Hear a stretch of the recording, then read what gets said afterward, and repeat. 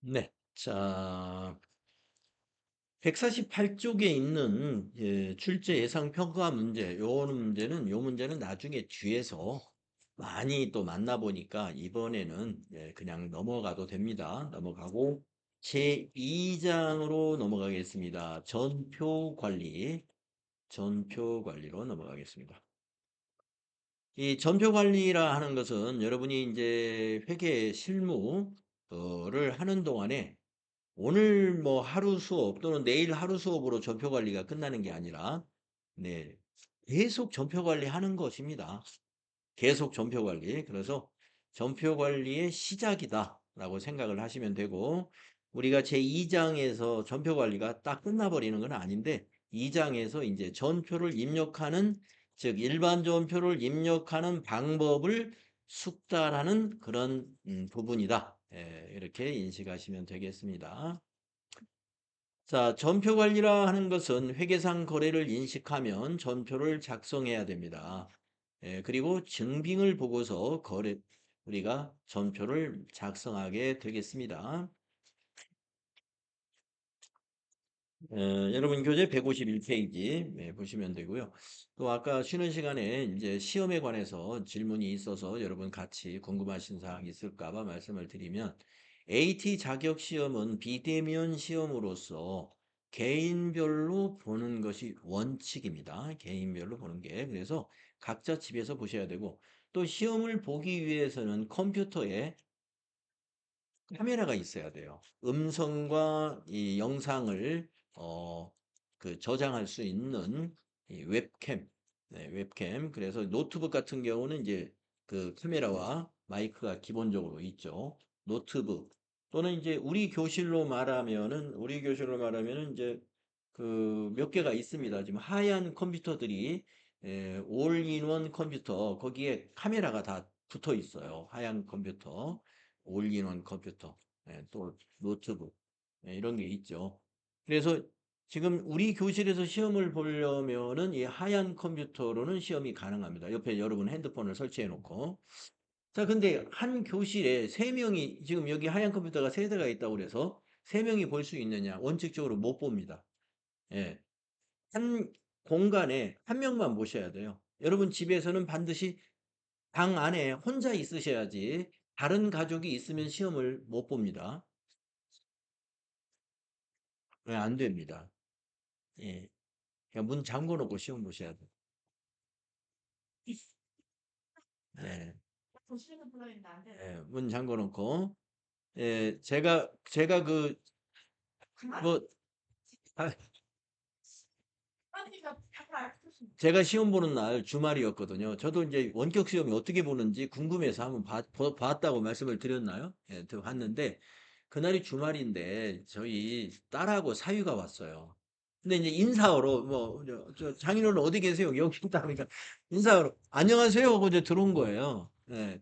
그런데 이제, 빨리 나가라고 이제 해서 이제 시험은 봤는데, 별 문제는 없었습니다. 이제 그게 영상이 다 기록이 되는데, 그것이 부정행위인지 아니면 어쩔 수 없는 상황인지 그, 그 감독, 그 카메라를 보고 있는 사람들도 그걸 알거든요. 아, 이건 어쩔 수 없는 상황이군요. 그래서 우발적으로 어쩔 수 없는 상황인 것은 큰 문제 없어요. 하지만 이제 이게 부정행위 같은 그런 제3의 어떤 사람이 관여를 했다. 이런 것도 이제 곤란하게 되는 거고요. 나중에 이제 영상 분석해가지고 부정행위로 평가가 됩니다. 네.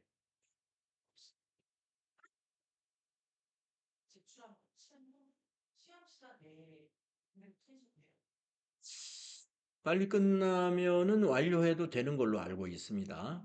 네. 그런데 아마도 빨리 끝나더라도 60분 꽉 채우실 분들이 대부분일 거예요. F8 1급 이 시험 분량이 빨리 끝낼 분량이 아닙니다. 문항수는 좀 따져봐야 되는데, 이론이 10개, 그 다음에, 일반 전표 입력이 5개, 그 다음에 부가가치세 입력이 6개, 또 결산이 한 두세 가지, 뭐, 이 정도로 나옵니다. 그런데 이제 그 수행을 하고 나서 평가 문제라고 하는 답안을 또 작성해야 돼요. 여러분이 답안을 작성하는 시간도 한 10 내지 20분 걸리기 때문에 그렇게 총해서 60분간 진행이 됩니다. 네.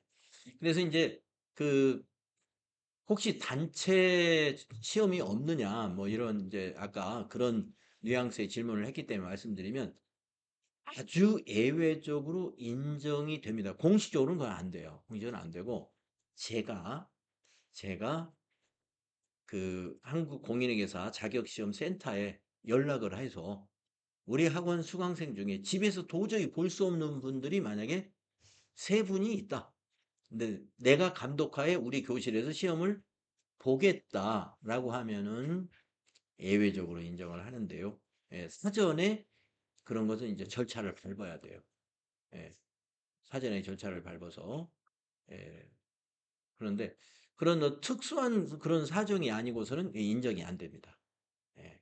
그리고 학원에서 봐도 상관없고 여러분 업무를 하는 사무실이 있다. 사무실에서 봐도 상관없는데 한 사무실에 한 명만 있어야 돼. 예. 카메라 이렇게 돌려서 다른 사람들하고 같이 이렇게 모여 있으면 그 부정행위로 보기 때문에 그래요. 근데 아까 말씀드린 대로 그 교육을 하는 상아탑 학원과 같은 이런 공간에서 담당 선생님이나 원장이 책임지고 감독하겠다라고 하고 카메라는 다 켜요. 예, 카메라는 다 켜고 세 명이 같이 있는지 감독관이 알고 있어요. 예, 카메라 다 가면서 세 명이 서로 간섭하지 않고 시험 보는지 거기서 다 쳐다보고 있습니다. 쳐다보고 있고 여기 이제 원장이 도와주는 것은 이런 거예요.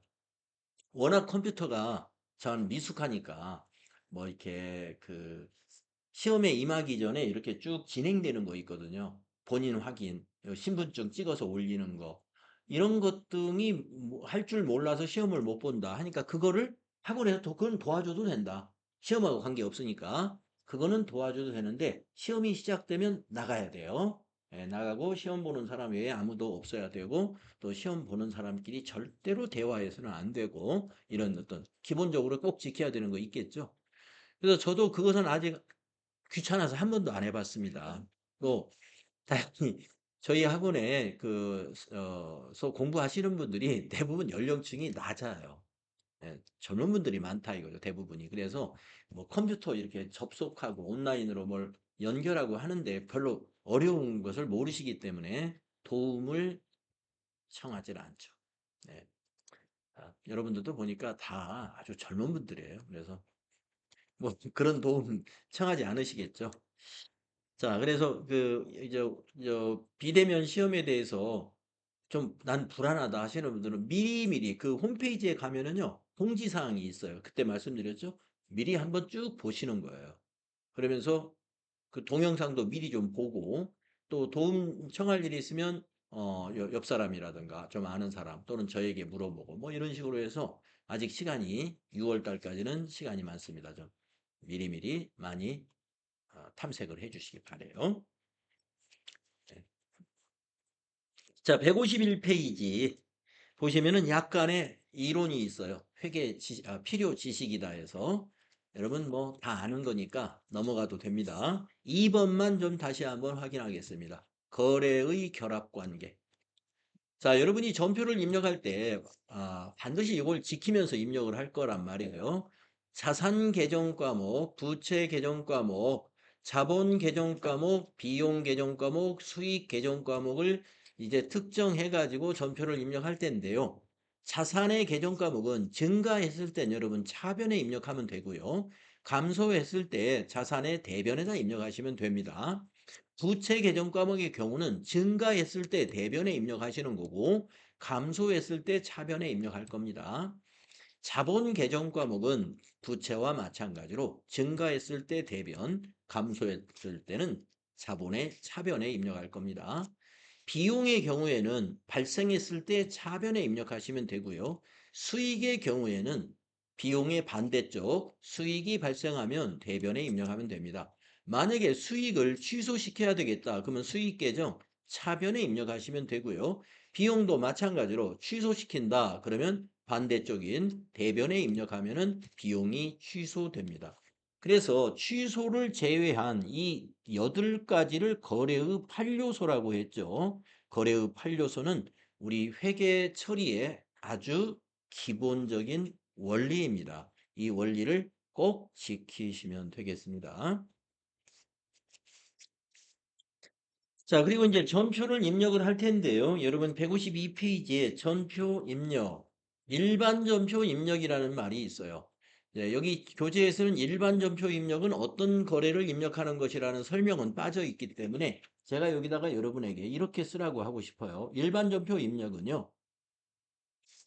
부가가치세 신고서와 관계없는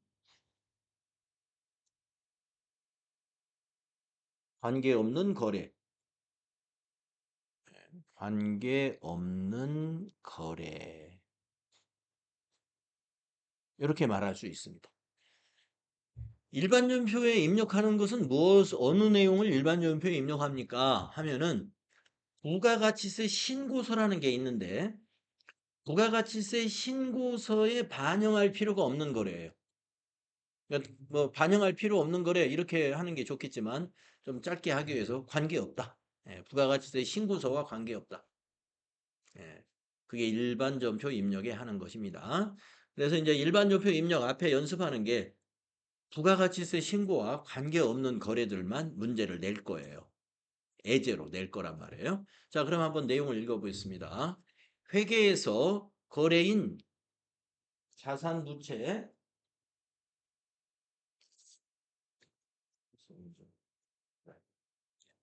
거래인 자산부채 자본의 증감 변동이 발생하면 증빙서류를 보고 전산회계 프로그램에 요구하는 형식에 맞추어서 전표를 작성합니다. 전표 작성은 일반 전표에서 이루어지며 그랬는데 이 전표 작성이 모두 일반 전표에서만 이루어지는 것은 아니고 이 지금 조금 전에 말씀드린 대로 부가가치세 신고서에 반영할 필요 없는 거래만 일반 전표에서 이루어집니다. 입력된 자료는 전표, 분계장 및 총계정 원장 등 장부와 관련된 자료에 자동 반영이 됩니다. 자동 반영. 그렇기 때문에 우리가 전표 입력이 이 회계 프로그램에서는 가장 핵심적인 일이에요.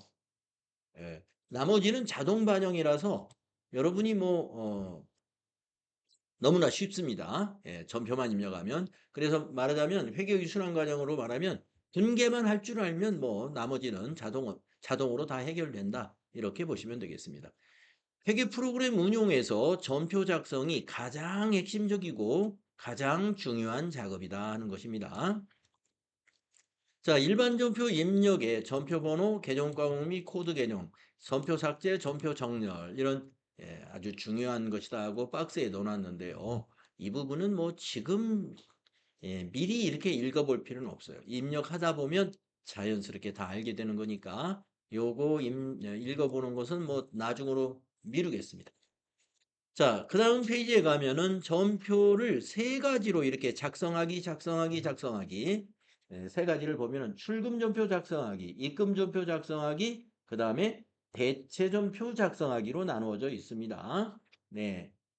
모든 전표는요, 4번에 있는 대체전표 작성으로 다 할 수 있어요. 예. 이게 아주 범용이에요, 범용. 예, 범용. 뭐든지 다 하는 게 대체전표입니다. 예, 범용이고, 위에 출금과 입금은 대체 전표 대신에 좀 특정한 경우에 사용하면 입력을 빠르게 할 수 있는 대체 전표보다 좀 빠른 입력을 할 수 있는 방법 중에 하나입니다. 자, 그러면 이 빠른 방법이니까 이거 알아놓으면 좋잖아요. 알아놓으면 좋으니까 이 출금전표, 입금전표 작성을 적극적으로 활용을 할 거예요. 자, 그러면 출금전표는 우리가 일반 전표 입력할 때 어떤 거래를 입력을 하느냐 하면요. 이 내용을 보시면 현금이 감소되는 거래인데요. 거래 총액이 현금이어야 돼요. 예. 현금이 감소라는 건 현금이라는 자산이 지출됐다는 거잖아요. 현금 감소. 현금 감소는 우리가 현금이 지출됐다는 거죠. 지출은 출금이잖아요. 예, 그래서 출금 전표를 쓰는 것이고요. 거래 총액이어야 돼요. 예를 들어서 이번 거래 금액이 100만 원인데 그중에 50만 원은 현금이고 50만 원은 보통예금이다. 그러면 출금전표 안 씁니다. 그건 대체전표로 가야 돼요. 네. 자, 그래서 현금 감소 거래인데 거래 총액이 현금이다. 그럴 때는요. 우리가 이제 조금 이따 입력할 때 구분란에다가 1번 이렇게 입력할 거예요. 구분란에 1번. 이게 코드로 약속이 돼 있어요. 1번 하면은 구분에 출금이라고 딱 표시가 됩니다. 출금이라고 표시가 되면서 동시에 대변에 현금이라고 딱 입력이 돼 버려요. 대변의 계정 과목이 현금으로 입력이 돼 버렸기 때문에 우리가 입력하는 계정 과목은 차변 계정 과목 반대쪽만 입력하면 됩니다. 그러니까 일이 절반으로 줄어드는 거죠. 예. 그래서 한 줄로 입력이 끝나요. 그래서 입력이 아주 간단합니다. 하지만 입력은 한 줄로 되지만 밑에 분계 내용을 보면은 차변에 뭐 대변에는 현금 이렇게 차변 대변으로 나누어져서 보입니다. 예, 그래서 입력을 빨리 할 수 있다. 또 반대로 입금전표는 현금이 증가한 거래예요. 증가했고 역시 이것도 거래 총액이 현금이어야 돼. 섞여 있으면 안 돼. 예, 거래 총액이 현금이고 현금이 증가한 거래다. 이럴 때 우리는 구분란에다가 말이죠. 2번이라고 입력할 거예요. 구분란에다가. 그러면 입금이라고 거기에 표시가 되고요. 차변에 자동으로 현금이 딱 입력이 돼 버립니다. 그러면 우리가 계정 과목에다가는 대변이라는 대변에 들어갈 계정 과목 하나만 입력하면 돼요. 그래서 입력이 빠르다는 거죠. 예. 그래서 입금, 출금 전표는 입력을 빠르게 하기 위한 하나의 수단이다. 하나의 수단이다. 그래서 가능한 이걸 최대한 이용하시는 게 좋고요.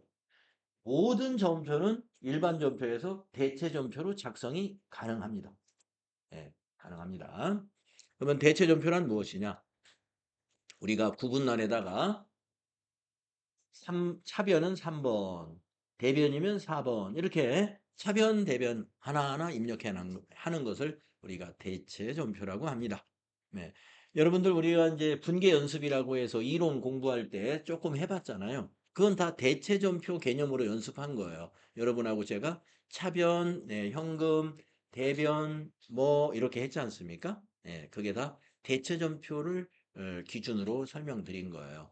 그래서 우리가 분계를 설명할 때는요, 다 대체점표를 기준으로 일단 설명을 합니다.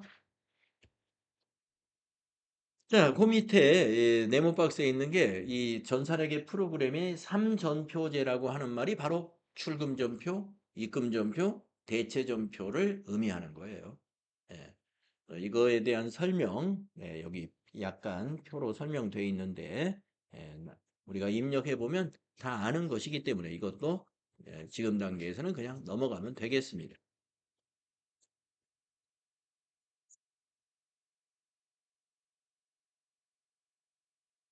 자, 그 다음에 154쪽 이제 위에 상단에 보시면은 우리가 전표를 입력할 때 또 좀 특별히 다른 계정 과목에 비해서 거래처 코드를 코드란에다가 반드시 코드로 입력해야 하는 계정 과목이 있어요. 우리가 지난 시간에 거래처 초기 2월이라는 걸 할 때 그 초기 2월 대상 계정 과목들이 있었잖아요. 외상매출금, 외상매입금과 같은 채권, 채무, 그 다음에 보통예금, 당좌예금과 같은 예금 관련 계정 과목들 기억나실 거예요. 그 채권, 채무, 예금 관련 요런 계정 과목은 계정 과목을 입력할 때 거래처를 입력하는 난이 있는데 그 거래처에다가 거래처를 반드시 코드 형식으로 입력을 해야 돼요. 내가 코드를 어떻게 다 외우지? 코드에다가 거래처 이름 두 글자만 입력을 해서 엔터하면은 검색이 돼요. 예. 그래서 검색을 해서 거래처를 꼭 코드로 넣어야 된다. 채권, 채무, 예금 관련 계정 과목 이런 걸 지키면서 우리가 입력을 할 거예요. 자, 그러면 수행과제 바로 보도록 하겠습니다. 일반전표 입력이라는 수행을 한번 해보도록 하겠는데요. 자, 다음 증빙을 참고하여 모든 거래는 증빙에 의해서 우리가 전표를 입력을 하는 거예요. 예, 말로만 듣고 입력하는 것도 뭐 있을 수는 있으나 결국에 언젠가는 그 증빙을 준비해서 비치해야 됩니다. 다음 증빙을 참고하여 3일 패션의 출금 전표, 입금 전표, 대체 전표 입력을 수행하시오. 1. 출금 전표 작성하기. 네, 출금 전표를 작성해라 그랬어요. 자, 영수증이 하나 있습니다. 미소식당에서 발급받은 영수증인데 여기 설명을 보죠.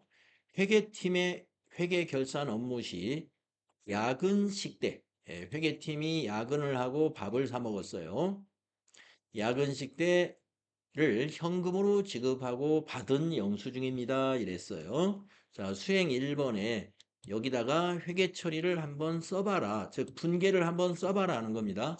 여러분, 가운데에 있는 요 슬롯이, 요 짝대기는 이 구분선이라고 보시면 돼요. 이걸 가운데 구분을 해가지고 왼쪽이 차변, 오른쪽이 대변이니까요. 왼쪽에 계정 과목과 금액, 또 오른쪽 대변의 계정 과목과 금액을 한번 손으로 써보겠습니다. 분계 연습을 하는 거죠. 자, 그러면 차변에 오는 비용 계정 과목이 있는데요. 여러분, 야근식 때 하면 어떤 판매관리비 계정 과목으로 하면 될까요? 네, 복리후생비 맞았어요. 그래서 차변에 복리후생비 3만 원 이렇게 써주시고요. 대변은 뭘까요? 네, 현금 3만 원 이렇게 써보시는 거죠. 이거를 이렇게 쓸 수 있다는 것은 분계가 가능하다는 거예요. 여러분이 분계가 이 정도는 가능하다. 이것을 거래의 8요소로 한번 결합관계를 한번 다시 보겠습니다. 차변의 복리후생비는 뭘까요? 예, 거래의 8요소 차변 요소의 비용 발생에 해당이 됩니다. 그러면 대변의 현금은 어떻게 될까요? 예, 자산 감소라고 하는 대변 요소가 되겠습니다. 그래서 이 거래는 비용 발생과 자산 감소의 결합이 되고요. 예, 현금 3만 원이 감소한 원인은 복리후생비 3만 원이 지출됐기 때문이다. 이런 인과관계가 형성이 되는 거죠. 자, 그러면 이것을 전표로 입력을 하라는 것입니다. 전표 입력은 우리가 출금 전표로 입력을 하라고 했습니다. 그러면 대변의 현금이 자동으로 나타날 거예요. 자, 여러분 메뉴 중에 여기 전표 입력 메뉴의 첫 번째 메뉴가 일반 전표 입력입니다. 거기 한번 클릭해 볼까요? 그러면 이렇게 이런 양식이 나타날 거예요. 맨 위에 껌뻑거리는 게 월입니다. 그래서 월 1을 거기다 입력할 텐데요. 거기 영수증에 보면은 1월 11일 작성 연월일을 입력하면 돼요. 그래서 1 엔터 10일 이렇게 1월 11일을 입력하면 됩니다. 회계연도가 2026년이기 때문에 이 전표 입력은 항상 연도는 자동으로 26년으로 되어 있어요. 그래서 날짜는 월과 일만 앞으로 입력을 하면 되고요. 커서가 바로 구분란에 와 있습니다. 그리고 밑에 메시지가 딱 보이는데 구분란에 들어갈 수 있는 범례라고 보면 돼요. 1이면 출금, 2면 입금, 3이면 차변, 4면 대변 이런 식으로 범례가 메시지에 보이고 있죠. 자, 우리는 출금 전표를 써야 되니까 여기다 1이라고 입력하시면 돼요. 그러면 거기에 그 자리에 출금이라고 입력이 되면서 아까 말씀드렸죠? 대변의 현금이 자동으로 입력된다. 예. 그러면 여기에 나타나는 계정 과목 코드는 차변에 나타날 계정 과목을 여기다 입력하는 거예요. 예. 차변에 들어갈 금액의 계정 과목을 여기다 입력하는 겁니다. 그러면 코드에다가 복리라는 계정 과목 두 자리만 입력해요. 예, 세 글자도 필요 없어요. 항상 두 글자. 그래서 복리하고 엔터를 치면은 제주원가 복리후생비냐, 도급원가 복리후생비냐, 분양원가 복리후생비냐, 판매관리비 복리후생비냐, 코드가 복리후생비가 800번대로 다 높아요. 그러니까 저 끝에 있습니다. 밑으로 쭉 내려가서 811번 복리후생비다 이렇게 해줘야 돼요. 자, 비용 계정 과목은 거래처를 코드로까지 관리할 필요는 없어요. 그러나 코드를 지나서 여기는 이제 거래처를 텍스트로 넣어주는 거죠. 그래서 이게 미소식당 영수증이니까 여기다가 미소식당이라고 타자해 주는 게 좋습니다. 그리고 엔터 치면은 적요로 커서가 넘어갑니다. 네. 밑에 적요의 범례를 보기 위해서 저처럼 만약에 화살표가 이렇게 되어 있는 화면이면은요. 마우스로 요 밑에 있는 화살표를 클릭해 주세요. 그러면 여기 범례 등록된 것이 보입니다. 예, 여기를 밑으로 내려놓으면 범례가 숨겨져 있고요. 여기 누르면 등록되어 있는 범례가 보이는데 1번은 일숙직비 지급이라고 범례를 만들어 놨고 2번에는 직원 식대 및 차대 지급이라고 만들어 놨어요. 예, 이건 직원 식대에 해당되니까 우리가 2번을 넣으면 좋겠습니다. 2번. 만약에 적요 코드를 쓰지 않고 나는 여기다가 예, 회계팀 야근 식대 이렇게 쓰겠다. 좋아요. 그것도. 예, 그렇게 써도 상관없습니다. 범례를 이용할 수도 있고 범례를 이용하지 않고 세부적으로 다시 여기다 작성할 수가 있어요. 그럴 때는 세부적으로 쓰려면 이 범례 코드를 지우고 여기다 타이핑을 하면 됩니다. 자, 여러분이 지우는 방법을 말씀을 좀 드려야 되겠는데, 나는 여기다가 회계팀 야근 식대를 하고 싶은데, 내가 코드를 지우고 하고 싶어요. 그러면 코드를 지울 때는요, 여기 코드를 클릭하고 여러분 키보드에 스페이스바가 있어요. 이 프로그램에서는 셀의 내용을 지울 때, 딜리트도 아니고, 백스페이스도 아니고, 스페이스바입니다. 띄어쓰기. 예, 스페이스바 치고 엔터 치면은 지워져요. 그러면 커서가 적용란에 들어가서 자유롭게 타이핑을 할 수가 있어요. 회계팀, 야근, 식대. 예, 내가 원하는 대로 적용을 입력할 수 있습니다. 원하는 대로 입력하는 것을 희망하시면은 그렇게 입력하시면 되고 밑에 만들어져 있는 기존에 만들어져 있는 적용에 가장 적합한 것을 골라 쓸 수도 있고 하시면 됩니다. 그러면 이제 커저가 마지막에 차변에서 기다리는 것은 거래 금액을 기다리는 거예요. 예. 우리가 거래 금액이 3만 원이기 때문에 여기다가 30 플러스 하고 엔터 치면 됩니다. 자, 그러면은요, 우리가 한 줄로 입력을 했습니다만은 여기 밑에 보시면은 아까 적요 보였던 자리에 예, 차변 3만 원은 복리후생비 811번, 대변 3만 원은 현금. 이렇게 분계 내용이 아래쪽에 보이죠? 예. 차변 대변으로 나누어져서 보입니다. 그렇습니다. 자, 야근 식대를 했는데 비용을 지출했지만 여기에 부가가치세가 표시되어 있지 않죠. 그러니까 이거는 부가가치세 신고하고 신고서와 관련이 없는 증빙이에요. 예. 부가가치세 매입세 공제를 못 받는 영수증이거든요. 그러니까 일반 전표에 그냥 입력해야 돼. 일반 전표에. 다음 두 번째 거를 보도록 하겠습니다. 다음 페이지로 가서 출금전표 작성하는 연습입니다. 자, 오른쪽에 설명을 보시죠. 관리부 업무용 승용차 645 2461에다가 주유를 하고 주유 대금을 현금으로 지급하고 받은 영수증입니다. 이랬어요. 네. 자, 보니까 SK 주유소에서 기름은 25,455원어치인데 거기에 부가세가 붙어가지고 28,000원을 지급했네요. 네. 부가세가 징수됐으니 우리 회사는 이 부가세를 매입세 공제를 받아야 한다면 일반 전표에 입력해서는 안 됩니다. 매입세 공제를 받아야 되는 증빙은 매입 매출 전표에 입력을 해야 부가세 신고서에 반영이 되어서 그걸 공제하고 세금을 내갈 수가 있어요. 자, 그러면 여러분이 한번 생각해 보세요.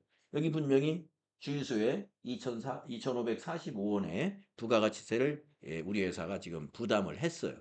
그런데 공제받지 않으려고 지금 일반 전표에 입력하라고 지금 연습 문제로 나온 거예요. 왜 일반 전표로 입력하라고 했을까요? 매입세 공제를 안 받겠다는 거거든요. 이유가 뭘까요? 자, 매입과 관계가 없다. 어. 저희가 우리가 이론 공부할 때 이 매입세 구조에서 공제받지 못할 매입세 부분을 매입세 구조에서 말씀드릴 때 이론에서 조금 부족하다라는 이 얘기를 좀 한 적은 있어요.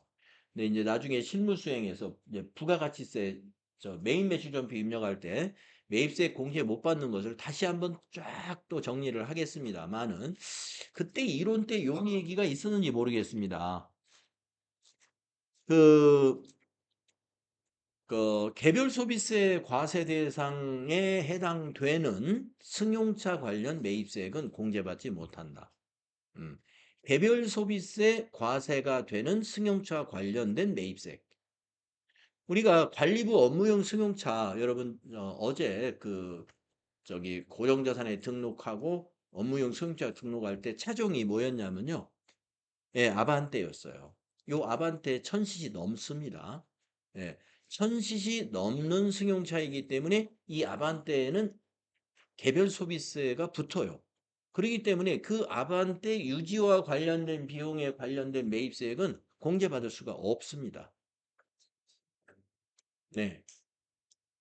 공제받을 수 없기 때문에 일반 전표에 넣어야 됩니다. 이걸 공제받겠다고 메인 매출 전표에 넣으면 잘못된 전표 입력이 되는 거예요.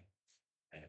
그래서 우리가 증빙 중에 부가가치세가 분명히 있는데도 불구하고 이거 부가가치세하고 관련되니까 부가세 신고서하고 관련시켜서 이게 입력을 해야 될 것 같은데 왜 일반 전표로 입력을 하라고 했느냐 이런 걸 한번 생각을 해보셔야 돼요. 이게 지금 우리가 여기서 하라는 지시대로 하니까 그렇습니다만은 만약에 여러분이 실제로 기업에서 전표를 입력하는 당사자라 그러면 문제 내준 대로 입력하는 게 아니라 내가 판단해 가지고 이거는 일반 전표 이거는 메인 매출 전표. 입력의 판단을 누가 해야 돼요? 내가 해야 되잖아요. 예. 그래서 하나하나 따져보면서 여러분이 입력을 해봐야 돼요. 예. 이걸 왜 우리가 일반 전표에 입력하는가? 부가세가 있는데 이걸 한번 생각해 보면서 해야 되고 이 부가세는 그래서 일반 전표에서는요. 부가세 관련된 회계 처리를 안 합니다. 이걸 안 하고 요 금액으로 회계 처리해 버려요. 28,000원으로 회계 처리할 거예요. 예. 부가세라면은 이게 부가세 매입세액이니까 부가세 대급금인데 부가세 대급금이라는 회계 처리를 여기서는 안 한다는 겁니다. 자, 그러면은 이제 왜 우리가 일반 전표에 입력하는가? 그거는 이제 정리가 됐고 그러면 회계 처리를 한번 생각해 보겠습니다. 불금 전표니까요. 대변은 현금이에요. 음, 대변의 현금 28,000원입니다. 여기 차변에 오는 비용 계정 과목에 적합한 계정 과목이 뭘까요? 예, 판매 관리비 중에 차량 유지비라는 계정 과목이 있습니다. 차량 유지비. 예, 차량 유지비 28,000원. 이렇게 쓰시면 돼요. 거래의 결합 관계는 이 앞에서 복리후생비의 경우하고 똑같아요. 차변의 비용 발생, 대변의 자산 감소의 결합이에요. 자, 이렇게 여러분이 회계 처리를 분계를 머릿속에 떠올릴 수 있다면 전표 입력을 정확히 할 수 있습니다. 자, 그러면 전표를 입력하겠습니다. 자, 날짜를 바꿔볼까요? 예, 12일입니다. 뒤에 있는 날짜를 12로 고쳐주세요. 그리고 구분에다가 아까처럼 1번 입력합니다. 그러면 대변에 출금 입력됐습니다. 자, 이제 여기 코드는 차변에 올 계정 과목 코드입니다. 차량 엔터 하시면은 208은 차량 운반 구라는 자산이고 예, 쭉 내려가서 822번을 찾아야 돼요. 822 차량 유지비. 이게 비용이기 때문에 거래처를 코드로 입력할 것까지는 없다 그랬습니다. 그러나 거래처를 텍스트로 그 다음 칸에다가 입력을 해줍니다. 주식회사까지는 빼먹더라도 SK 주유소 정도는 넣어줘야 되겠죠. SK 주유소. 자, 저교의 코드란에 있을 때 밑에 만들어 놓은 저교 중에서 딱 맞는 저교가 하나 있죠. 예, 1번. 그래서 1 하면은 유류대라고. 그리고 차변에는 이제 금액을 넣어주는 거예요. 28,000원. 28 플러스 엔터. 예, 그리고 이제 보면은 하단에 차변에 28,000원은 차량 유지비, 대변에 28,000원은 현금. 이렇게 차변 대변으로 하단에서 볼 수가 있습니다. 음, 잘 입력하시고 있죠? 예. 자, 이 전표에서는 수행 과제가 하나 더 있네요. 우리가 어제 우리가 차량과 관련된 업무용 승용차와 관련된 것은 개정 과목 회계 처리만이 아니라 차량별로 관리해야 될 의무가 있어요. 그래서 차량 비용 현황이라는 장부를 만들어야 되는데 차량 비용 현황이라는 장부를 만들려면은 업무용 승용차의 관리를 수행해 주어야 합니다. 어떻게 하느냐 하면요. 수행 3번을 하는 거예요. 자, 여기서 차량 유지비를 마우스로 클릭을 해요. 차량 유지비에 뭐 여기 구분을 클릭을 하시든 금액을 클릭을 하시든 차량 유지비라는 계정 과목 줄 어딘가는 클릭을 해야 됩니다. 그런 다음에요. 여기 위에 오른쪽 위에 보면 기능 모음이 있어요. 기능 모음. 기능 모음을 클릭하시면은 기타라는 항목에 자금 관리가 있습니다. 기타의 자금 관리를 딱 클릭해 줘요. 네.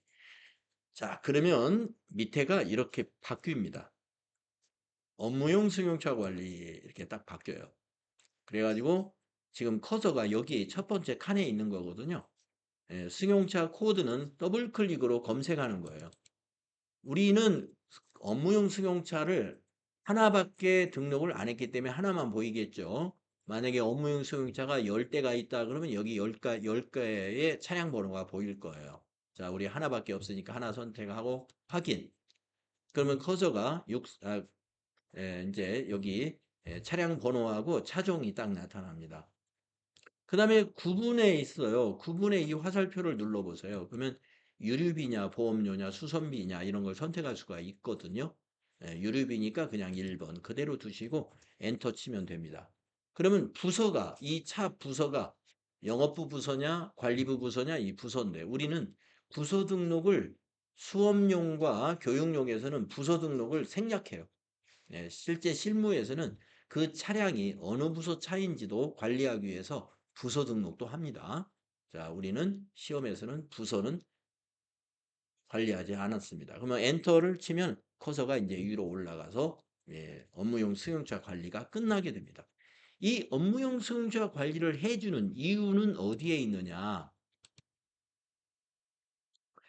회계 처리만 하게 되면은 계정별 원장에만 반영이 되는데 승용차, 업무용 승용차 관리를 해주어야만이 이 장부가 만들어집니다. 차량 비용 현황. 이거는 차량별로 비용이 나누어져서 관리가 돼요. 그래서 이 장부를 만들기 위해서 업무용 승용차 관리라는 것을 추가적으로 해준다는 거예요. 그 추가적으로 해주기 위해서는 기능 모음에 가서 해야 된다. 기능 모음에 가서.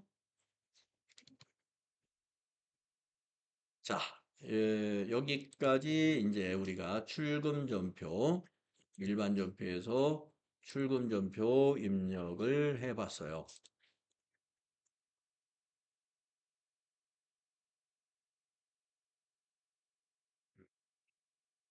혹시 아직 뭐 문제가 있거나 컴퓨터에 문제가 있거나 하시는 분 없을까요? 네, 잘 됐나요? 네. 다음은 3번. 입금 전표 작성하기 한번 해보겠습니다. 출금 전표의 반대입니다만은 입력하는 방법은 똑같습니다. 자, 오른쪽에 설명을 보죠. 왜 입금 전표인지. 상품 매출에 대한 외상 매출금을 현금으로 받고 입금표를 발행했대요. 현금을 받았지 않습니까? 거래 금액 전체가 현금이에요. 220만 원. 요 합계 220만 원 이걸 받았다 이거예요. 현금으로. 그래서 입금 전표를 작성하라는 겁니다. 자, 그러면 분계를 먼저 한번 여기서 써보겠습니다. 분계. 회계 처리를 수행하시오. 여기다가. 자, 먼저 현금이라는 개정 과목은 어디로 가야 될까요? 예, 이번에는 차변에 와야 되겠네요. 현금 220만 원. 자, 여기 이제 계정 과목이 외상 매출금 계정 과목이 여기 보일 겁니다. 예, 설명에 계정 과목이 다 드러나 있어요. 네, 이런 경우는. 자, 외상 매출금이라는 자산 계정 과목은 대변에 가야 되겠죠? 외상 매출금. 괄호 열고. 외상 매출금은 뒤에다 괄호 열고 코디라고 써주세요. 코디. 예, 괄호 열고 코디. 금액은 220만 원. 네, 왜 제가 외상 매출금하고 괄호 열고 코디라고 쓰라고 말씀을 드리냐면은 이건 채권이기 때문에 우리가 앞에서 전표 입력을 시작할 때 채권, 채무, 예금 관련 계정 과목에 대해서는 거래처를 꼭 코드로 넣어야 된다고 말씀을 드렸잖아요. 그거를 여러분에게 주지시키기 위해서 손으로 쓸 때도 채권, 채무, 예금 관련 계정 과목 옆에는 괄호 열고 거래처를 쓴다는 것을 연습하듯이 해야 돼요. 손으로 푼게 연습할 때도 채권, 채무, 예금 관련 계정 과목은 반드시 그 계정 과목 옆에 괄호 열고 거래처를 쓴다. 예. 그래야 전표 입력할 때 이 거래처를 잊어버리질 않는 겁니다. 아, 거래처 코드로 넣어야지. 예, 이렇게 쓰는 거예요. 자, 이 거래 후 결합 관계 여러분 한번 말씀해 보실래요? 네. 차변에 현금이라는 자산 증가, 대변에 자산 감소, 외상 매출금이라는 자산이 감소하게 되는 그런 결합이 되겠습니다. 그래서 이 거래로 인해서 자산 총액은 어떻게 되나요? 이렇게 물어보면 자산 총액에는 변동이 없다. 예, 자산 총액에는 변동이 없다. 자, 그러면 전표를 입력해 보겠습니다. 입금 전표로 입력하면 되겠죠. 자, 거래 날짜가 입금표에 나와 있어요. 13일입니다.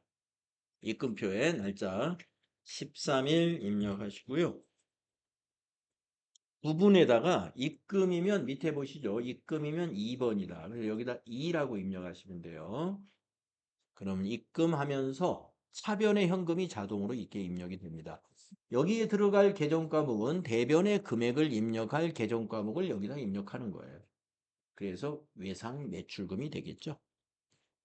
외상 매출금. 그리고 거래처 코드를 코드란에 넣어야 돼요. 자, 이 외상매출금의 거래처는 코디나라입니다. 코디나라. 입금표에 보면은 우리 회사가 코디나라에다가 입금을 받았다라고 보내주는 거예요. 그래서 코드에다가 코디 두 글자 입력하시고 엔터 치면은 01001 이렇게 거래처의 코드로 나타내야 된다는 거예요. 이 코드 대신에 지나간 다음에 여기다가 코디나라 한글로 입력해야 소용없어요. 원장에 반영이 안 돼요. 무슨 원장에? 거래처 원장에. 거래처 원장은 반드시 코드로 입력을 해야만이 반영이 됩니다. 자, 적요도 밑에 딱 만들어진 걸 이용하면 되겠네요. 외상대금 현금 회수 4번 쓰면 되겠습니다. 네, 그리고 커서가 대변에 갔죠? 거기다가 금액을 입력하는 거예요. 2200 플러스 엔터. 네. 밑에 보시면은 차변에 220만 원은 현금, 대변에 220만 원은 외상 매출금. 이걸 확인할 수가 있습니다. 네. 네, 출금 전표, 입금 전표 이런 전표를 말해요.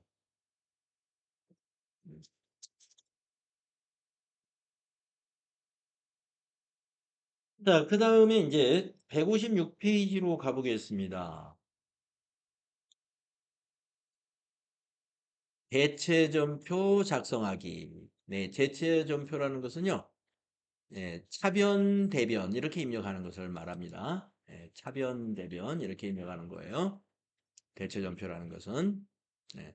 자, 여기도 한번 생각해 볼까요? 신용카드 전표이고 부가가치세가 8,000원이 있습니다.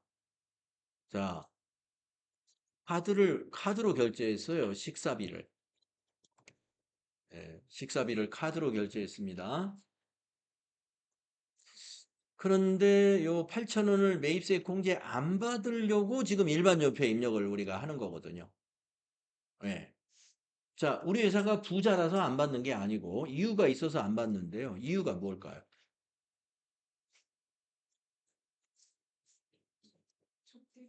아, 접대비 관련 매입세액은 공제를 받지 말아야 됩니다. 예. 접대비 관련 매입세액은 받을 수 없는 매입세액. 그래서 일반 전표에 입력합니다. 자, 매출거래처 직원과 식사했다. 그러면 이게 접대비거든요. 매출거래처 직원과 식사했다. 거래처 접대했다는 거. 이제 요새 이제 업무 추진비라고 그러죠. 업무 추진비. 자, 대금은 카드로 결제했습니다. 네. 자, 분계가 약간 어려워요, 이거는. 네. 자, 회계 처리를 수행하시오. 여기를 한번 분계를 한번 써봅시다. 자, 접대비가 어디에 올까요? 네, 차변에 옵니다. 비용 발생이니까.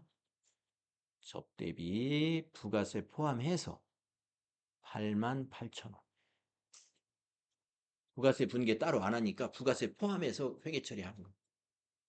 자, 여러분 대변에 가는 개정 과목이 혹시 뭔지 아시겠어요? 네, 잘하시네요. 미지급금이에요. 미지급금. 미지급금. 여러분 신용카드로 우리가 결제하잖아요. 미지급금입니다. 예, 부채예요, 부채. 그래서 이건 채무기 때문에 거래처를 꼭 넣어야 돼요. 자, 이 거래처를 한번 잘못 쓰는 경우가 있으니까. 자, 미지급금의 거래처가 참만나 갈비인지 신한카드인지 둘 중에 하나예요. 그렇습니다. 예. 이 미지급금이 식당이라고 생각하면 안 됩니다. 우리가 요 카드 대금 88,000원은 다음 달에 신한카드에다가 지급해야 돼요. 그래서 미지급금의 거래처가 신한카드가 돼요. 예, 여러분이 이걸 깜빡하고 미지급금이야? 그러면 식대니까 삼만나 갈비가 우리 거래처지 이렇게 착오를 일으킬 수가 있는데 그건 큰 착오입니다. 카드를 사용했으면 지급을 카드사에다 해야 돼요. 그래서 미지급금 거래처가 카드사가 됩니다. 그래서 미지급금 괄호 신한 이거 해야 그래서 쓰는 거 연습하시기 바라고 금액은 88,000원. 금통만 각자 뭐 카드는 무조건 카드사. 예, 카드 거래는 카드사가 거래처가 됩니다. 예, 카드, 카드는 카드 거래는 카드사가 거래처다. 이렇게 생각하시면 돼요. 자, 그러면 이대로 전표 입력을 할 텐데요. 이거는 지금 현금이 없는 전표잖아요. 그래서 대체 전표라고 해요. 예, 현금이 일부만 있거나 현금이 없는 거래, 이거를 대체 전표에서 해결을 합니다. 차변, 대변 두 줄로 써야 되겠네요. 두 건이. 차변 하나, 대변 하나 개념 과목이니까. 자, 전표를 입력하겠습니다. 날짜가 1월 14일이에요. 그래서 14일로 날짜 고치시고요. 9분에다가 3 하면은 차변이 돼요.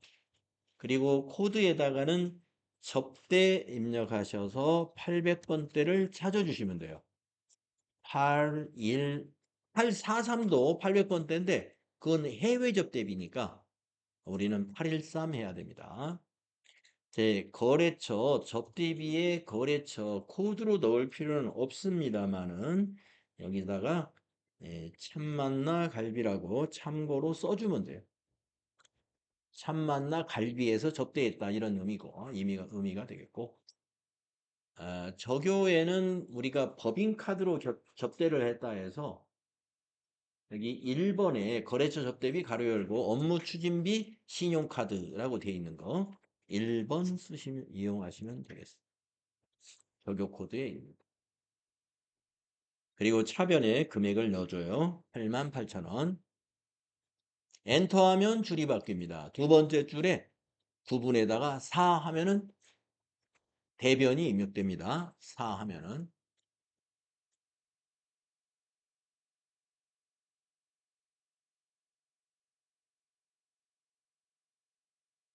음,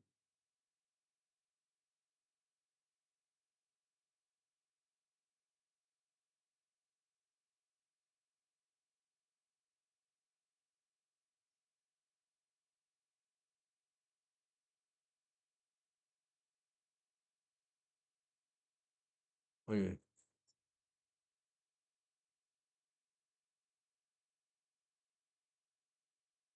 잠깐만요. 1월 14일. 네, 4 대변. 대변의 미지급금. 거래처가 신한카드. 코드에다 넣어야 돼요, 신한카드는. 그래서 99601이 코드로 들어와야 되고요. 저 적유는 위에 거하고 같아도 되니까 엔터로 지나가면 위에 적유가 복사가 일어나요. 예. 여기 중요한 게 미지급금의 거래처 코드로 들어가야 돼요. 99601. 그리고 대변에 88,000원. 이렇게 되겠습니다.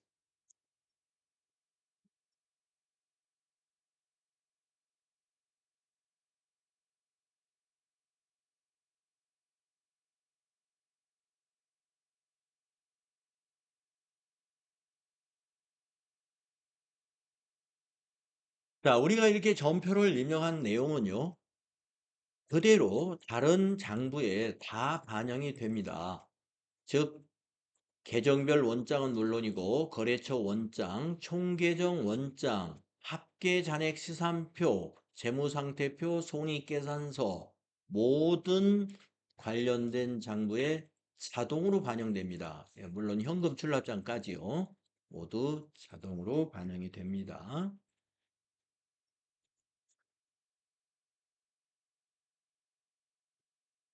자, 156페이지에 과제 풀이가 있어요. 네, 우리가 이제 쭉 입력한 걸 한번 기억을 더듬어 보면서 이 풀이를 천천히 한번 보십시오.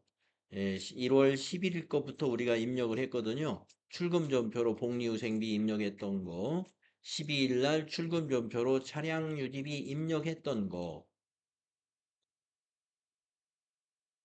13일 날 입금전표로 입력했던 거, 14일 날 대체전표로 입력했던 거, 만약 날짜를 잘못 입력을 해서 이건 날짜가 날짜는 변경 가능합니다. 어떻게 변경이 아니라 이동할 수가 있습니다. 네, 날짜 이동하는 방법은요. 예를 들어서 며칠 날 거 잘못했나요? 1월 13일, 1월 1일로. 예. 그러면 1월 1일 날에 가셔가지고 그 전표가 있을 거 아닙니까? 그러면 앞에를 체크를 딱 하세요. 체크를 하신 다음에 저 위에 보시면 이동이라는 메뉴가 있어요. 그 이동이 날짜를 이동하는 거예요. 예, 그래가지고 그 1월 1일 전표를 13일로 이동하면 돼요. 날짜는 고칠 수는 없으나 이동이 됩니다.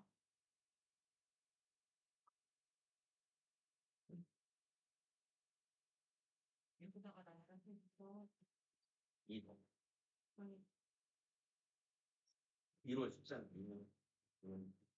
이거 엔드 있어. 아, 이동하면 이동 있습니다. 1월 13일 거 한번 조회해 볼까요? 넘어갔네.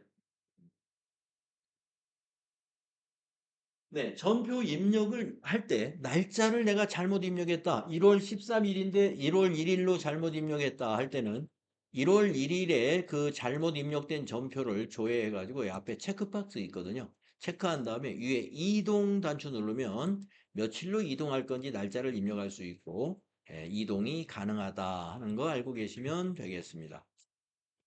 네, 또 관련된 질문 또 있으시면 궁금한 거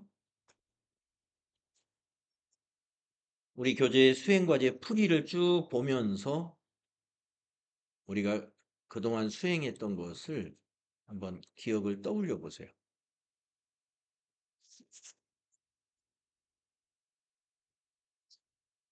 자, 157페이지 마지막에 있는 것처럼 전표를 여러 장을 한꺼번에 볼 수는 없느냐? 네, 볼 수도 있습니다. 어떻게 하냐면요. 일반 전표 입력에서 우리가 월만 입력하고 일은 그냥 엔터를 치는 거예요.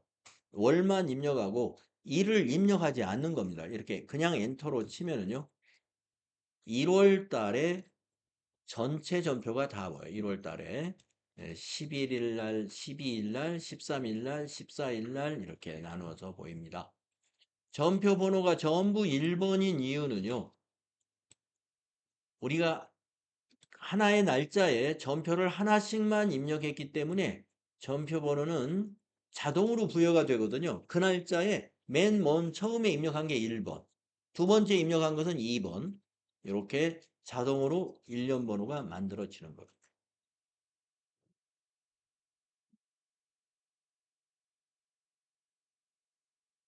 여러분 일반 전표 입력하는 거 쉽죠?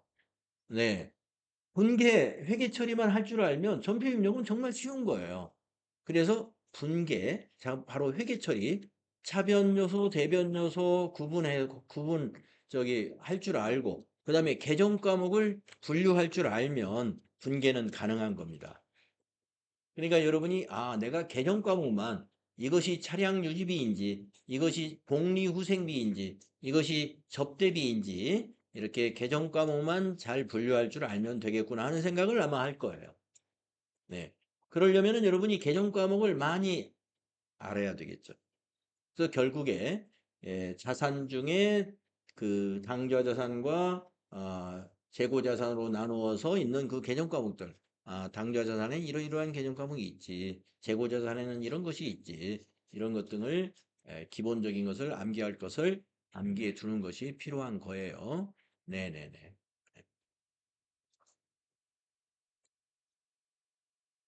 자, 우리가 이제 그 다음으로 넘어가는 것은 좀 다음 시간에 하는 게 좋을 것 같아요. 그 다음도 전표 작성이에요. 주제가 증빙서류 관리학이라고 되어는 있으나 이 증빙서류 관리학이라고 하는 것도 일반 전표에다 입력하는 거예요. 그래서 이제 다음 시간에는 좀 증빙이 다양해집니다. 예, 증빙이 아니 시간이 15분 남았군요. 네네. 진도 좀 나가겠어. 네. 미안합니다. 예. 저는 지금 시간이 한 5분밖에 안 남은 줄 알았어요. 네. 15분이나 남았으니까. 아, 미안해. 예. 빨리 가고 싶어서요. 증빙서류 관리하기. 네. 어떤 거? 네. 다른 특별한 고민 네. 자, 증빙서류 관리하기 좀 하겠습니다. 자, 우리가 이 증빙이라는 것은 거래 사실을 증명하는 거예요. 한번 책에 있는 설명을 한번 보시죠. 증빙서류의 의. 기업은 경영활동 중에 벌어들인 수익에서 지출한 비용을 차감하여 나오는 이익에 세법에서 적용하는 세금을 납부하고 있습니다. 이익이 나야 세금을 내는 거예요, 법인은. 이때 인정되는 비용이 업무에 관련된 것만 인정이 되므로 이러한 업무 관련 비용을 입증하기 위해서는 지출 증빙을 주고받아야 됩니다. 예.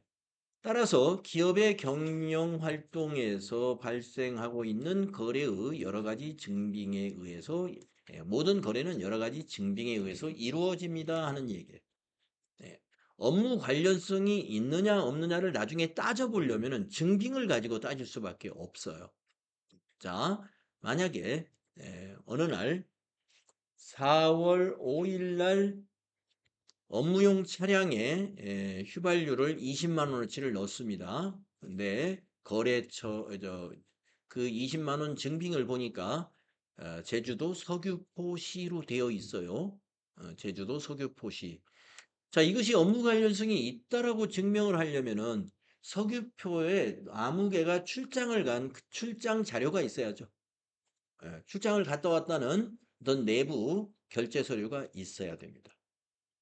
출장을 갔다는 근거가 전혀 없는데 석유포시에 있는 모 주유소에서 업무용 소형차에 20만 원의 기름을 주유했다. 이거는 업무 관련성이 없다는 거죠. 이런 것을 언제 따지냐 하면은 세무조사 나왔을 때 따지는 거예요. 세무조사. 세무조사를 아무 때나 나오지는 않습니다. 예. 우리가 이제 우리 사업자들의 권리 또 사업자들의 이 세무조사 자주 나오면요. 이 저 뭡니까? 이 위축돼 가지고 영업을 제대로 할 수 없어요, 사업을. 그러니까 아무 때나 나오지는 않아요. 하지만 냄새가 나면 나와. 예. 냄새가 나오면 나오게 돼 있어요. 그래서 우리가 나중에 그때는 이걸 증명해야 됩니다. 이 비용이 우리는 증명할 수 있다. 다 보여줘야 돼요. 증빙을. 그래서 우리가 여러 가지 증빙이 있습니다. 여러 가지 증빙이. 그래서 결국에 증빙의 종류를 보면 굉장히 다양합니다. 그 영수증만이 아니라 회사의 어떤 결제 서류 이런 것들도 다 증빙으로서 효력이 있어요. 자, 내용을 보겠습니다. 종류. 기업의 경영 활동에 직접적으로나 간접적으로 관련된 지출 거래이면 지출 증빙 서류를 수취하도록 하고 있습니다. 지출은 했는데 지출 증빙 서류를 하지 않았거나 그 지출이 업무하고 관련이 있다는 것을 증명하지 못하면 비용으로 인정을 못 받습니다. 증빙 서류에는 신용카드 매출점표가 있고요. 현금 영수증이라는 것도 있고요. 세금 계산서라는 것도 있고 면세사업자가 발행한 계산서도 있고요. 우리 아까 일반점표에서 맨 처음에 미소식당 거 입력했던 그런 간이 영수증도 있습니다. 이런 것 등이 모두 증빙에 해당이 됩니다. 자, 그러면은 우리 첫 번째 수행과제 돌잔치 초대장 이런 것도 증빙이 될 수 있다는 거예요. 네. 어떤 돌잔치인지 오른쪽에 설명을 한번 보세요. 매출거래처 멋쟁이라는 회사의 영업부장이 자녀 돌잔치를 하겠다고 이렇게 초대장을 카톡으로 보내왔다 이거예요. 네. 뭐 아니면 뭐 인쇄해서 줬다든가. 아무튼 초대장을 받으면 우리가 그걸 서로 거래 관계가 있으니 그냥 지나갈 수가 없죠. 그래서 방문해 가지고 10만 원 봉투를 해서 주었다 하는 겁니다. 현금으로 지급했다. 네. 그러면 회사는 이것을 지급했다는 사실을 업무 관련성이 있게끔 증빙을 갖춰야 되겠죠. 그러면 이 초대장밖에 없어요. 요게 증빙이 되는 겁니다. 그리고 이 초대장에다가 메모를 해주는 거예요. 여기 이제 물론 날짜도 있겠습니다만은 멋쟁이 여기에다가 멋쟁이 영업부장 애기 돌잔치라고 이렇게 메모해두면 이것이 충분한 증빙이 된다 하는 거죠. 자, 그러면 회계 처리를 한번 여기다 해볼까요? 분계. 아까처럼 해봅니다. 자, 위에 계정 과목을 우리가 현금이라는 개념 과목 찾아냈어요. 출금전표로 쓰면 되거든요. 그러면 대변이 현금이죠. 대변이 현금 10만 원입니다. 차변은 뭘까요? 네, 이것도 접대비예요. 접대비 10만 원. 거래처 직원과 식사해서 식사하는 것도 접대비. 거래처 직원의 애기 돌잔치에 이렇게 봉투해 주는 것도 접대비. 그렇습니다. 그래서 비용 발생, 자산 감소입니다. 자, 전표 입력을 하시는데요. 출금 전표로 한번 입력해 보세요. 자, 날짜가 이제 2월 달이잖아요. 2월로 월도 바꾸시고 날짜는 11일로 하겠습니다. 부분에다가 1번 하겠습니다. 출금. 예, 접대비입니다. 813번. 거래처는 코드로 넣을 필요까지는 없고요. 여기다가 멋쟁이라고 거래처 넣어주면 되겠습니다. 멋쟁이, 뭐 영업부장, 뭐 이 정도로. 코드가 아니니까 내 맘대로 넣을 수가 있어요, 거래처를. 적요는 그 10, 10번 적요. 거래처 경조사비 지급이라는 적요 만들어 놓은 게 있네요. 그걸 쓰겠습니다. 10번 거래처 경조사비. 자, 금액에다가 10만 원 입력하겠습니다. 네, 밑에 분계 내용을 보면은 차변 10만 원은 접대비, 813번 대변 10만 원은 현금이다. 이게 출금전표로 쓰시면 됩니다. 자, 그 밑에 것도 보겠습니다. 이번에는 증빙이 우체국 영수증이에요. 4,000원짜리. 거래처에 상품 매출 관련 서류를 발송했어요. 등기우편. 등기우편 요금입니다. 현금으로 지급했대요. 자, 밑에 분계 한번 써보겠습니다. 현금 지급했으니까 출금전표입니다. 대변은 현금이죠? 대변의 현금 4,000원 자산 감소입니다. 여러분 여기에 적합한 비용 개념 과목은 뭘까요? 통신비입니다. 우편요금은. 그래서 차변의 통신비 4,000원 비용 발생 되겠습니다. 이렇게 분개하실 줄 알면 잘 하시는 거예요. 자, 밑에 전표 입력하겠습니다. 출금전표로 하세요. 날짜를 2월 15일로 고치시고 부분에다가 1번 하신 다음에 계정 과목에 통신 하시면 쭉 내려가서 814 통신비. 자, 거래처는 코드로 넣을 것까지는 없습니다만은 우체국이라고 타자를 해주면 될 것 같고요. 적요에 만들어진 걸 이용하는데 2번 만들어진 거 이용하면 좋을 것 같습니다. 우편료 지급이다. 금액은 4,000원 입력하시고 엔터 하시면 됩니다. 자, 밑에 보시면 차변의 통신비, 대변의 현금이라고 보일 거예요. 우체국의 우편료. 네. 다음 하나만 더 하고 이제 오늘 수업은 마칠 건데요. 요게 중요합니다. 마지막 하나 하는 게 취득세 납부서예요.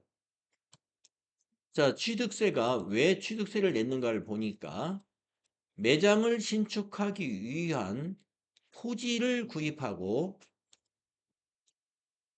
취득세를 국민은행에다가 현금 납부했다. 그러면 이제 현금 납부했으니까 출금전표란 말이죠. 예. 그럼 한번 밑에 분계를 써보겠습니다. 대변은 현금입니다. 현금 납부했으니까 현금 얼마 납부했어요? 245만 원 납부했습니다. 자, 그러면 차변에 오는 계정 과목은 뭘까요? 토지입니다. 네. 정확히 맞추셨어요. 저는 혹시 세금과 공과라고 할까봐.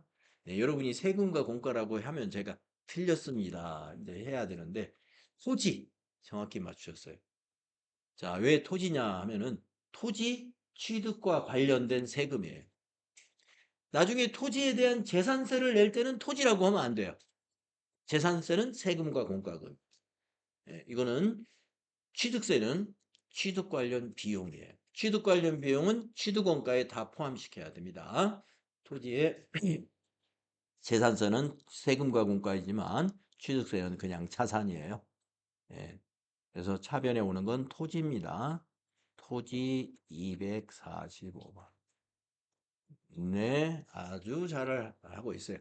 자, 출금전표로 작성하면 되겠습니다. 자, 여기 수납인이 2월 20일로 찍혀 있죠. 날짜를 2월 20일로 하시고 부분에다가 출금하신 다음에 토지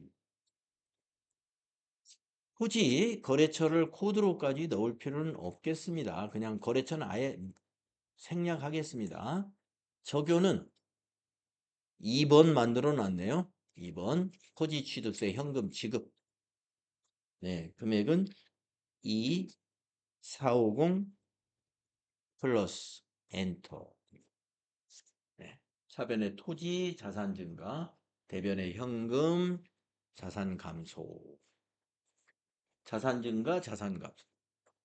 유형 자산은 증가하고 방좌 자산은 감소했죠. 이런 거래가 되겠습니다. 자, 이와 같이 증빙이 말이죠. 이렇게 세금 영수증도 증빙이 되고 또 이런 초대장이 증빙이 되고 우편이다 그러면은 우체국의 그 영수증도 증빙이 되고 이 다양한 증빙을 우리가 이제 취급해 보는 거예요. 그래서 다음 시간에 계속해서 다양한 증빙 서류를 보면서 거래자료 일반전표 입력하는 연습을 계속하겠습니다. 자, 오늘은 여기까지 하겠습니다.